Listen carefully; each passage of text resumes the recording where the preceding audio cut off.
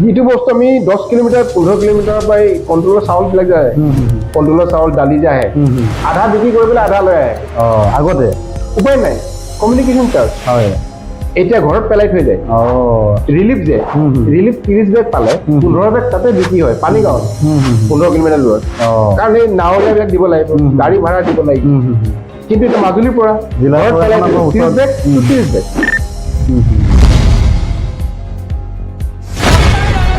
কিয় বেয়া পায় আকাশ পায়েঙে মিচিং জাতীয় দল সংগঠনসমূহ কোনে নিয়ন্ত্ৰণ কৰে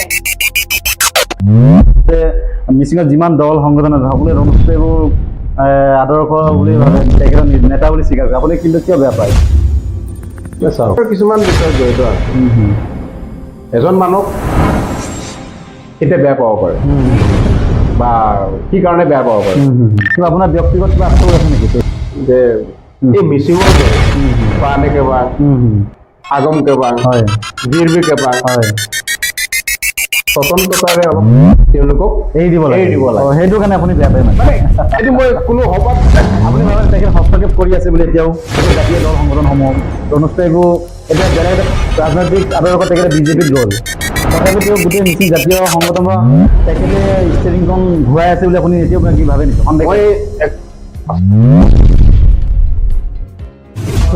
নমস্কাৰ আজি আমাৰ মাজত আছে ৰাজহুৱা সমাজকৰ্মী সক্ৰিয় যুৱ সমাজকৰ্মী সকলোৰে পৰিচিত একালৰ কটন কলেজৰ যুৱ ছাত্ৰ আৰু বিভিন্ন মিচিং দল সংগঠনৰ লগতে তেখেত জড়িত আছিলে বৰ্তমান তেখেতে ভাৰতীয় ৰেল সেৱাৰ এগৰাকী দায়িত্বশীল বিষয়া হিচাপে কৰ্মৰত তাৰোপৰি তাৰ মাজতে তেখেতৰ যিটো মন তেখেতৰ যিটো সক্ৰিয় সমাজকৰ্মী তেখেতৰ যিটো মানসিকতা তেখেতে গাঁৱৰ পৰা উভতি আহি চোৱাৰ যিটো মন জাতিটোৰ প্ৰতি যিটো টান সেইগৰাকী হৈছে আমাৰ সকলোৰে চিনাকি আকাশ পায়েংকাই আপোনাক আমাৰ আজি অনুষ্ঠানত স্বাগতম জনাইছোঁ ধন্যবাদ আজি আপোনাৰ পৰা কিছুমান মনৰ কথা আমি জানিব বিচাৰোঁ যিহেতু আমি সক্ৰিয়ভাৱে আপোনাৰ বিশেষকৈ ফেচবুকত দেখিয়ে থাকোঁ সঘনে আপুনি ইমান কৰ্মব্যস্ততা অভিযন্তা কৰ্মচাৰী হৈও গাঁৱত ক'ৰবাত নগৰত চহৰত বা ক'ৰবাত দুৰ্গতজনক সহায়ৰ কাৰণে বা আমাৰ আপোনাৰ জন্মভূমি বোকামাটি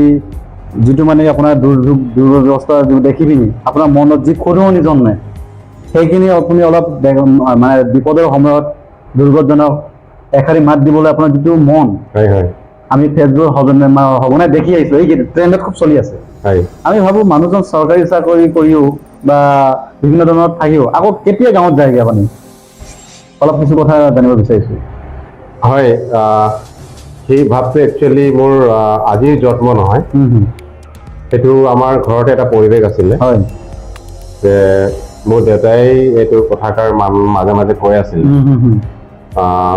তুমি IAS হওক SCS হওক তুমি যিমান দূৰ যাওক পলিটিক্স হওক বহুত ডাঙৰ মানুহ হওক কিন্তু দুখৰ সময়ত যদি এজন মানুহৰ ওচৰত আহি সহায় কৰিব যদি নোৱাৰা জীৱনত তুমি একোৱে কৰিব নোৱাৰা আচলতে দেউতাৰ অনুপ্ৰাণিত হৈছে দেউতাৰ এটা অনুপ্ৰাণিত মোৰ এটা সেই পৰিৱেশটো মোৰ আহিছে হয় আজি মই এটা ৰেলৱেত কৰ্মৰত কৰ্মী হিচাপে থাকি পেলাইও মোৰ মনটো 90% মানে গাঁৱতে থাকে আৰু লুইত খাবলো পঞ্চায়ত আৰু এই লুইত খাবলো পঞ্চায়তখন মানে তাতে থকাৰ বা এই পৰিৱেশটো আহি থকাৰ মূলত কাৰণটো হৈছে এই ঠাইৰ মানে অভাৱ অভিযোগ আৰু যিটো ৰাস্তা ঘাটৰ পৰিৱেশ মানুহৰ কাৰণে তাত মানে কোনো বস্তুৱে সুচল নহয়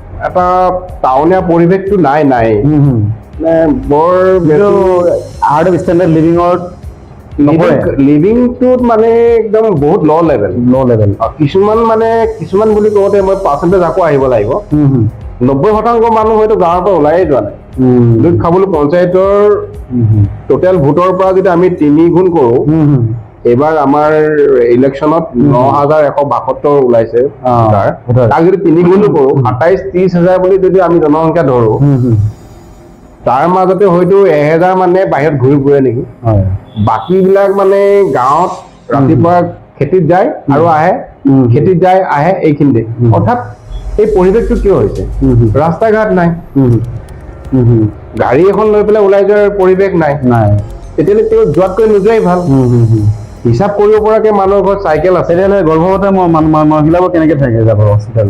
ৰাস্তাতে প্ৰসৱ আপুনি দেখি আহিছে ঠেলাত লৈ যোৱা, ঘোঁৰাত ট্ৰেক্টৰত লৈ যোৱা, ঘোঁৰাৰ গাড়ীত লৈ যোৱা, সেইবিলাক ক'ৰ পৰা আহে? লুইত খাবলৈ পঞ্চায়তৰ পৰা আহে। লুইত খাবলৈ এটা ঐতিহাসিক ব্ৰিটিছ দিনৰ পৰাই এটা ঐতিহাসিক এটা জাহাজ চলাচল হোৱা এটা ঠাই আছিলে। ইমান কিয় অনগ্ৰহ এটা অঞ্চল, কিয় ইমান বেকৱাৰ্ড বুলি ভাবে? হয়, লুইত খাবলৈ পঞ্চায়তখনত একচুৱেলি যদি ক'বলৈ যাওঁ, এই খাবলৈ নৈৰ ওপৰত বোলে এখন বাঁহৰ নে কাঠৰ দলং প্ৰথম বনোৱাটো আছিলে আমাৰ দনপুৰ পায়েং, যাক ব্ৰিটিছে গাম উপাধি দিলে, আৰু তেওঁ গোটেই পৰিয়ালটো এটা গাম লিখে। আৰু তেওঁ এটা যিটো মানে পুৰস্কাৰ হিচাপে ৰূপৰ টকা পইচা কিবা দি বুলি এটা মানে লোহাৰ এটা বাকচ দিছে, আজিলৈকে আছে গোটেইখিনি লোহাৰ বাকচ। এতিয়া ব্ৰিটিছে আহি পৰিৱেশ মানে ঐতিহাসিক এটা ঠাই আছিলে, ঠাই তেতিয়াৰ পৰাই আমাৰ ককা দেউতাহঁতে গুৱাহাটীত আহি পেলাই বোলে ব্যৱসায় কৰিছিলে। মানে মানুহ উন্নতি হয় দেই, উন্নত হয়, কিন্তু এতিয়া যিটো আমি পৰিৱেশ পাই আছো আমি তললৈ গৈ আছো। কাৰণ কেনেকে, মই যেতিয়া লখিমপুৰত পঢ়ি আছিলো গভৰ্ণমেণ্ট হায়াৰ ছেকেণ্ডেৰী 90 চনৰ কথা, আমাৰ গাঁৱৰ মাজেদি বাছ যায়, আমাৰ গণেশ চুমানীহঁতে ট্ৰাক লৈ আহে, এতিয়া চাইকেল এখন যাবলৈ নাই ৰাস্তা। এইটো কেনেকুৱা মানে অধপতন, কেনেকুৱা এটা পৰিৱেশ এইটো। তাৰ কাৰণে আপোনালোকৰ সমষ্টি MLA থাকে, লখিমপুৰৰ সাংসদ আছে, আপুনি কি আৰু বা আমাৰ মিচিং অটোনমাছ কাউন্সিলৰ আণ্ডাৰত পৰে এইটো অঞ্চলটো। হয়, এই কি আপুনি ছেটিছফাইড হোৱা নাই নেকি তেওঁলোকৰ কৰ্মকাৰ্যত, তেওঁলোকৰ আঁচনি ৰূপায়ণত কিবা ক'ৰবাত কিবা থাকি গৈছে বুলি ভাবি নেকি? সেই যদি কথাখিনি এটা এটাকে ক'লে বহুত দীঘলীয়া হ'ব, কিন্তু মই যদি অলপ খুব কমকৈ টানি আনি কওঁ, আমাৰ লুইত খাবলৈখন এখন মানে সৰু মাজুলী দ্বীপৰ নিচিনা। মাজুলীখনতো এখন দ্বীপ হয়েই, নদী দ্বীপ হয়েই, আৰু আমাৰখনো এখন হয়, কেৰখুটি নৈ আৰু ইফালে খাবলৈ দুটাই মিলি পেলাই আকৌ এখন পঞ্চায়ত নদীৰ মাজত আছে। তাতে প্ৰধানমন্ত্ৰী যিটো PMGSY আঁচনিৰ পইচা ঘূৰি গৈছেগে, 19 কোটি 20 লাখ চামথিং তেনেকুৱা আছিলে, মই একুৰেট দিব পৰা নাই। ঠিকাদাৰে কাম নকৰো বুলি কৈ দিলে, কিহৰ কাৰণে? যাতায়াত। ইয়াত বোলে গৈ মোৰ বহুত টকা ওপৰত যাব, আৰু সেই কামটো নহলেই ঠিক এই ঠিকাদাৰে ইমান টকাৰ কাম যদি নকৰাকৈ এৰি দিছে, আপুনি ভাবক সেই জেগাত আজি MLA বা মিনিষ্টাৰ বা কোনোবা MP আহি এইখিনি জেগাত আহি কিবা এটা কৰিব বুলি ভাবে নেকি? সেই পৰ্যায়তে অৱহেলিত হৈ হৈ হৈ আজি এই পৰ্যায়। তাৰ শিক্ষিত যুৱ চামটো আছে, তেওঁলোকে কি তেওঁলোকৰ কাৰণে একো ৰাইজক হৈ পিনে মাত মাতা নাই নেকি? চৰকাৰক দাবী কিবা জনাই পিনি ৰাজহুৱা ধন সৎ ব্যৱহাৰ কৰিবৰ কাৰণে বাধ্যতামূলক কৰিব পৰা নাই, কিয়? আমাৰ পঞ্চায়তত দুই ধৰণৰ শিক্ষিত যুৱ সমাজ আছে। এটা শিক্ষিত যুৱ সমাজ আছে, তেওঁ নিজৰ কাৰণে পৰিয়ালৰ কাৰণে কিবা এটা কৰিম বুলি ওলাই গৈছে, ডক্টৰ হৈছে, ইঞ্জিনিয়াৰ হৈছে, মহানগৰত কবা জিলাত ষ্টাব্লিছ হৈছে, ঘৰ বনাই লৈছে, থাকিছে, ধুনীয়াকে আছে। আৰু এক ধৰণৰ আছে, তেওঁ নিজকে BA MA পাছ কৰা বুলি কৈছে, তেওঁ সংগঠন TMPK MMK তেনেকুৱা ধৰণৰ জাতীয় স্বাৰ্থ বা জাতীয় এটা চেতনাত তেওঁলোকে সোমাই গৈছে। আৰু তেওঁলোক সোমাই গ'লেও এনেকুৱা হৈছে, তেওঁলোকে যি চিন্তাধাৰা সোমাই গৈছিল নহয়, এই চিন্তাধাৰাটো একচুৱেলি ফল' কৰি লৈ যাব পৰা অৱস্থা হোৱা নাই। সেইটো হয়তো তেওঁলোকৰ ওপৰ মহলৰ পৰা তেনেকুৱা চিন্তাধাৰাৰে তেওঁলোকক মাত দিয়া নাই হয়তো। গতিকে এনেকুৱা এটা উদাহৰণ নাই আমাৰ পঞ্চায়তত, কোনোবাই MA BA পাছ কৰি TMPK কৰি MMK কৰি তেওঁলোক বোলে কিবা ডেভেলপমেণ্টৰ কাৰণে প্ৰজেকশ্যন কৰি কিবা এটা আগবঢ়াব বিচাৰিছে। তেনেকুৱা উদাহৰণটো মই পঞ্চায়তত মই দিব পৰা বৰ্তমানলৈকে মই মোৰ চকুত দেখা নাই। চেষ্টা কৰিছে কিন্তু দেই, চেষ্টা কৰিছে, মাত মাতিছে, চিঞৰ বাখৰ কৰিছে। ঠিক তেনেকে আজি আমাৰ খুব 8 বছৰ নে 9 বছৰ হৈছে আমাৰ পঞ্চায়তত কাৰেণ্ট নাছিলে, 7 বছৰ নে 6 বছৰ হৈছে কাৰেণ্ট আহিছে। এতিয়া পঞ্চায়তৰ পৰা যিটো ৰাজহুৱা অনাময় শৌচাগাৰ লেট্ৰিন যে দিয়ে, পাইছে নে মানুহবোৰে? মই এইটো চৰকাৰক দুখ নিদিওঁ দেই, মই এটা সাধাৰণ নাগৰিক হিচাপে কৈছো। হিমুৰৰ পৰা ৰাতিৰ ভিতৰতে বনাই গৈ আছে, যিবিলাক লেট্ৰিন যে দিছিলে কি এই প্ৰধানমন্ত্ৰী আঁচনিত আঁচনিত নাই বনোৱা বুলি নকওঁ, কিন্তু বহুত এনেকুৱা লেট্ৰিন মই দেখিলো, হয়তো 2বাৰ মানে ব্যৱহাৰ হৈছে নেকি, তাৰপিছত আৰু লেট্ৰিন বন্ধ। কি কাৰণে বন্ধ হৈছে মই আজিলৈকে গম পোৱা নাই, কাৰণ মই এই বিষয়ে তাৰ কাৰণে আমি নিশ্চয় সমাজ সংস্কাৰক নেতৃত্বৰ খুবেই প্ৰয়োজন হৈছে আপোনালোকৰ এৰিয়াত। কি জানি নেতৃত্ব প্ৰয়োজনীয়তাটো সবল ভূমিকা লোৱা আছে বুলিহে বহু গৰাকী সভাপতি হ'ল, মহানগৰত টাউনত মাটি কিনিলে, ঘৰ বনালে, ল'ৰা ছোৱালীও ভাল। যিবিলাকে সভাপতি হৈছে, কিবা জিলা পৰিষদ হৈছে, সিহঁতেও ঘৰ বনালে, মাটি হৈছে, ল'ৰা ছোৱালীও ভাল হৈছে। কিন্তু তেওঁলোকৰ পৰা বা তেওঁলোকে কৰিব আন্তঃগাঁথনি উন্নত কৰিব পৰা নাই, সমজাকৈ Infrastructure বিশেষ মানে বেছিছে। লেণ্ডমাৰ্ক দিব পৰা নাই যে মই সেইটো কৰিলো, যাৰ কাৰণে ছাত্ৰ ছাত্ৰী সুবিধা হৈছে, যাৰ কাৰণে মানুহ সুবিধা হৈছে। তাত লাইব্ৰেৰী এখনো নাই নেকি আজিলৈকে? লাইব্ৰেৰীটো বহুত দূৰৰ কথা, লাইব্ৰেৰীটো বহুত দূৰৰ কথা। খেলা ধূলাৰ কাৰণে ব্যৱস্থা নাই, ফিল্ড নাই, ফিল্ড থাকিলেও মানে ফুটবলৰ কাৰণে এটা মানে সামগ্ৰী নাই, সামগ্ৰী নাই, ক্ৰিকেটৰ কাৰণে এটা বেছিক যিটো দৰকাৰ কিন্তু খেলিবলৈ, খেলাৰ কাৰণে সাহসিকতা বা উদ্যম থকা ল'ৰা ছোৱালী বহুত আছে। ক্ৰিকেটেই হওক, ফুটবলে, ভলীবলে হওক। মই অৰিন্দম, মই এটা কথাই ইয়াতে ক'ব বিচাৰো, হয়তো মই কিছুমানৰ পাছত আকৌ এইটো পাহৰি যাব পাৰো। হয় হয়, কওক। হয়, মই 2008 চনৰ কথা কৈছো। মই তেতিয়া ৰাজনীতি ফিল্ডত নামিবলৈ বিচাৰিছিলো। হয়, এই মুহূৰ্তত মই দেখা পালো ইয়াত এটা ডাঙৰ এটা চেঞ্জ এটা আনিব লাগিব। এই চেঞ্জটো কাৰোবাৰ অফিচাৰৰ লগত বা অফিচ কাছাৰীত গৈ কথা পাতি চেঞ্জ নহয়, ইয়াৰ ভৌগোলিকটোকে চেঞ্জ কৰিব লাগিব। কেনেকে কৰিম? মই তেতিয়া এটা কথা ঠিক কৰি লৈছিলো, মোৰ পঞ্চায়তখনক মই মাজুলী লৈ যাম।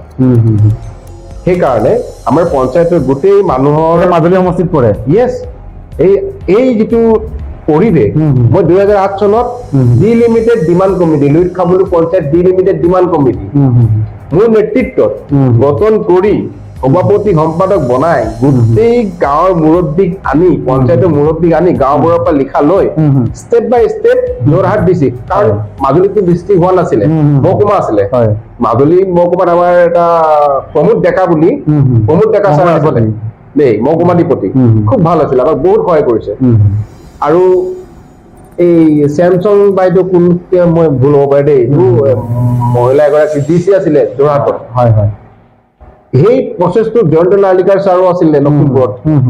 2 ডিচিৰ লগত এপ্লিকেশ্যন কৰি গোটেই প্ৰচেছটো আনি, মাটিকালি উলিয়াই, জনসংখ্যা উলিয়াই, মানে ৰেভিনিউ ভিলেজ কিমান আছে, টোটেল ভিলেজ কিমান আছে, গোটেই প্ৰক্ৰিয়াবিলাক আনি আমি মাজুলীৰ লগত মাৰ্চ কৰি দিছে, মাজুলীলৈ মাৰ্চ কৰি দিছে। এই 2021 চনৰ 19 নৱেম্বৰত আমাৰ এই মানে অসমৰ মুখ্যমন্ত্ৰী হিমন্ত বিশ্ব শৰ্মা ডাঙৰীয়াই এৰাতিৰ ভিতৰতে এটা ঘোষণা কৰি মাৰ্চ কৰি দিলে, মাজুলী হৈ গ'ল। কিন্তু বৰ্তমানৰ মুখ্যমন্ত্ৰী হিমন্ত বিশ্ব শৰ্মা ডাঙৰীয়াই সেইটো কৰিলে যদিও, সেইটোলৈ আমাৰ ধন্যবাদ আছে দেই, পুৰা দিল খোলা ধন্যবাদ। কিন্তু গোটেই যিটো প্ৰক্ৰিয়া নহয়, চিষ্টেমটো সৰ্বানন্দ সোণোৱালে কৰিলে, সেইটো কিন্তু লৈ কৰিব নোৱাৰি।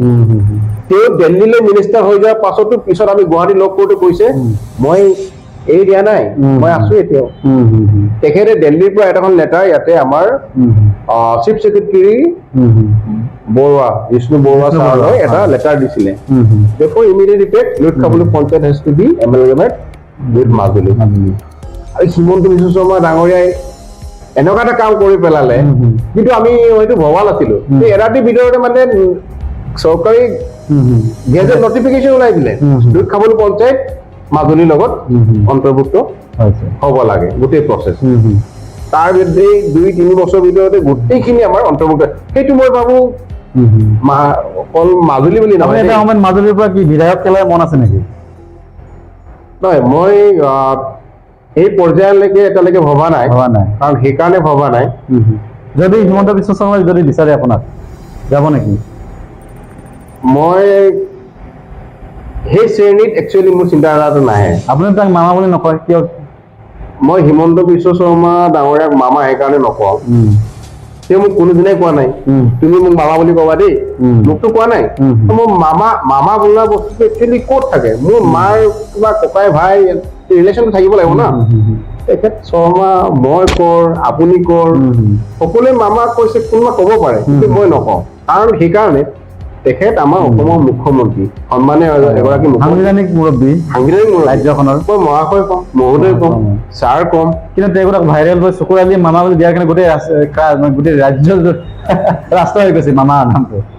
দেশৰ মানে অসমৰ মামা হয়তো তেওঁ মানে মামা বুলি ক'লে ভাল লাগে। টুকুৰ আলীৰ কাৰণে মামা বুলি গোটেই অসমে গম পাই গ'ল। তেখেত যদি মামা বুলি ক'লে বেয়া পোৱা বুলি কোৱা হ'লে হয়তো কোনো মাতিবলৈ সাহস নকৰিলে, হয়তো নিজেও তেওঁ ভাবে যে মোক মামা বুলি মাতক, সেইকাৰণে তেওঁ আজিলৈকে তেনেকুৱা মই শুনাও নাই।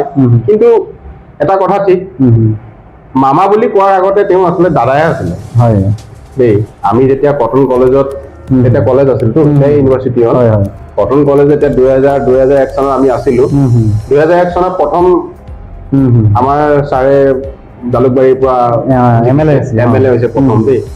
তেতিয়া তেখেতৰ EVM যিটো মেচিনৰ প্ৰিপাৰেশ্যন যিটো মেম্বাৰ, মই এজন আছিলো, আমাৰ 4জন আছিলো, আৰু কাউণ্টিং এজেণ্টো মই আছিলো। জিকাৰ পাছত কাউণ্টিং এজেণ্ট কৰাৰ পাছত কটন কলেজ এটাত কাউণ্টিং হৈছিলে। তেতিয়া তেখেত আমাক কৈছিলে মোক তোমালোকে য'ত লগ পোৱা দাদা বুলি মাতিবা। তেতিয়াৰ পৰা, তাৰ আগৰ পৰা হয়তো কোনোবাই বহুত দাদা বুলি ফেমাছ তেওঁ, আৰু তেতিয়াৰ পৰা দাদাই ফেমাছ আছিলে। হঠাৎ মামালৈ কেনেকে হ'ল, চুকুৰ আলী দিয়ে নাম, চুকুৰ আলীটো ভাইৰেল বয় চুকুৰ আলী, এই মামা নাম দিয়া, সেইকাৰণে গোটেই অসমৰ মামা এষ্টাব্লিছ হৈ গ'ল, তাৰ ষ্টাম্প লাগি গ'ল। হয়তো আমাৰ মামাও ভাল পায়, ভাল পায়।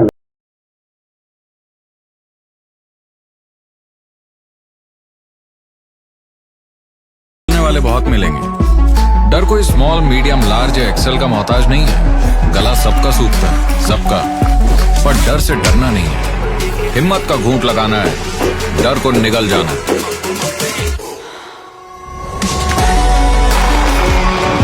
छोटा घूंट, बड़ा घूंट, डजंट मैटर ब्रो। तू बस हिम्मत का घूंट लगा और डर को निगल जा, और दुनिया को दिखा तू किस मिट्टी का बना हुआ है। माउंटेन ड्यू, डर के आगे जीत है।